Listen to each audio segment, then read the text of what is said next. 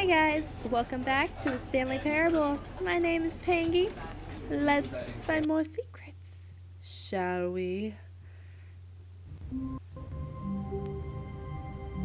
Alright, so we are back in the office. I apologize for the sound All of his quality. co-workers were gone. What could it mean? Stanley decided to go to the meeting room. Perhaps he had simply missed a memo.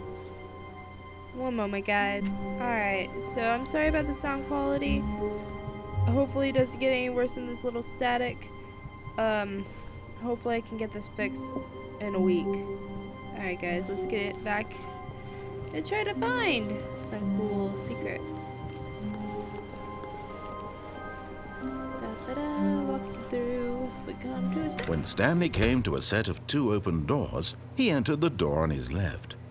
So, I think what we're going to do this time is we're going to go through the left door and then escape. Where are all my coworkers? I must know. Uh-oh. Yet there was not a single person here either. Feeling a wave of disbelief, Stanley decided to go up to his boss's office, hoping he might find an answer there. Oh.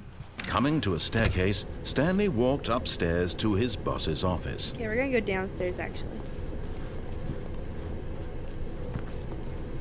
Ooh, it's all red and scary. But Stanley just couldn't do it. He considered the possibility of facing his boss. Admitting he had left his post during work hours, he might be fired for that. And in such a competitive economy, why had he taken that risk? All because he believed everyone had vanished. His boss would think he was crazy. And then something occurred to Stanley. What? Maybe, he thought to himself, maybe I am crazy. All of my co-workers blinking mysteriously out of existence in a single moment for no reason at all. None of it made any logical sense. And as Stanley pondered this, he began to make other strange observations. For example, why couldn't he see his feet when he looked down? Where are my feet? Why did doors close automatically behind him wherever he went? And for that matter, these rooms were starting to look pretty familiar. Yeah. Were they simply repeating? No, Stanley said to himself, this is all too strange. This can't be real. This isn't and real. At last, he came to the conclusion that had been on the tip of his tongue. He just hadn't found the words for it. I'm dreaming! Yeah! He yelled. This is all a dream. Oh, what a relief Stanley felt to have finally found an answer, an explanation. His co-workers weren't actually gone. He wasn't going to lose his job. He wasn't crazy after all. Woo! And he thought to himself, I suppose I'll wake up soon. I'll have to go back to my boring real-life job pushing buttons. I may as well enjoy this while I'm still lucid. So, he imagined himself flying and began to gently float above the ground. Whoa! Then he imagined himself soaring through space on a magical starfield, and it too appeared. It was so much fun, and Stanley marveled that he had still not woken up. How was he remaining so lucid? And then perhaps the strangest question of them all entered Stanley's head. One he was amazed he hadn't asked himself sooner. Why is there a voice in my head dictating everything that I'm doing and thinking? Very good question.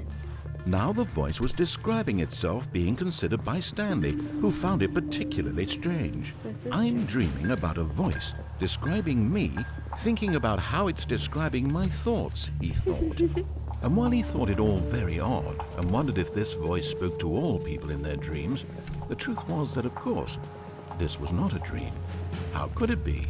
Was Stanley simply deceiving himself, believing that if he's asleep, he doesn't have to take responsibility for himself? Stanley is as awake right now as he's ever been in his life. Now, hearing the voice speak these words was quite a shock to Stanley. After all, he knew for certain, beyond a doubt, that this was in fact a dream. Did the voice not see him float and make the magical stars just a moment ago? How else would the voice explain all that? Yeah. This voice was a part of himself too. Surely, if he could just... He would prove it. He would prove that he was in control, that this was a dream. So he closed his eyes gently, and he invited himself to wake up. He felt the cool weight of the blanket on his skin, the press of the mattress on his back, the fresh air of a world outside this one. Achoo, achoo. Let me wake up, he thought to himself. I'm through with this dream. I wish it to be over. Let me go back to my job. Let me continue pushing the buttons. Please, it's all I want. I want my apartment, and my wife, and my job. All I want is my life exactly the way it's always been. My life is normal. I am normal. Everything will be fine. I am okay.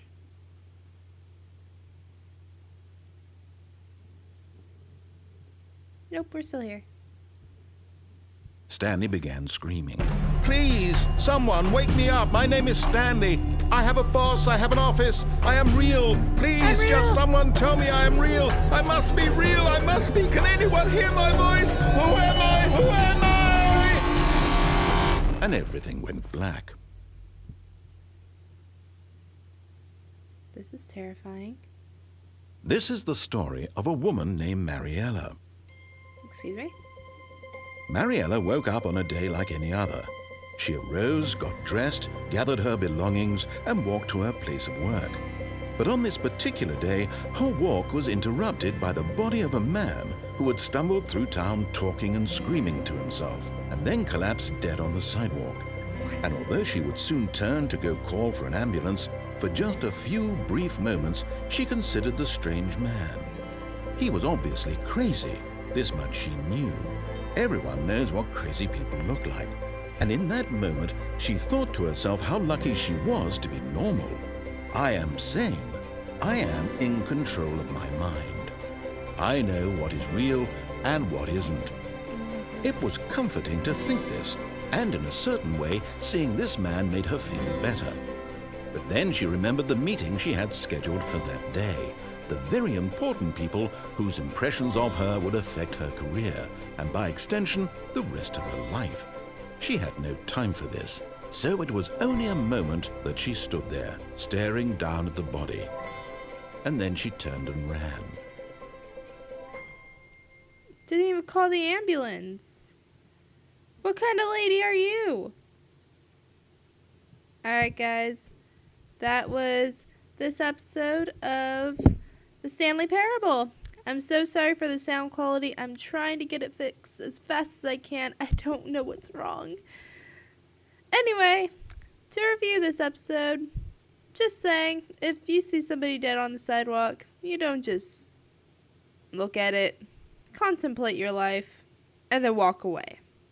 I don't understand at all.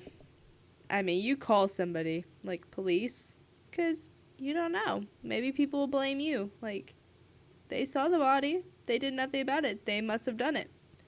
But maybe if you call the police, then you'll be okay. Alright, guys. Thank you so much for watching. Don't forget to leave a comment. Let me know what I should play next and leave any suggestions. Leave a like. And don't forget to subscribe. Thank you guys so much. I love you guys so, so much.